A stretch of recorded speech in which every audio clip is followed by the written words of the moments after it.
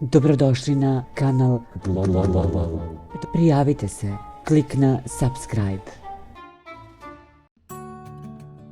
I dragi moji, dobrodošli na Global.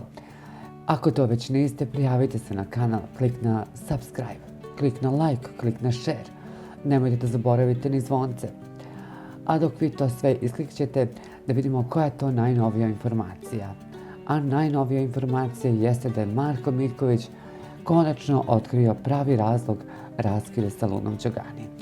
Naime, Marko je sinoć po prvi put progovorio o raskidu sa Lunom, a nije sakrio da još uvek gaji emocije prema njoj i da se često rastuži kad čuje omiljene pesme.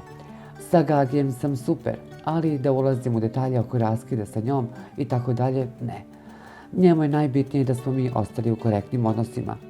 Nismo mi povredili jedno drugo ne znam koliko. Palo je ružnih stvari i ružnih reči sa obe strane, ali to sad nije strašno.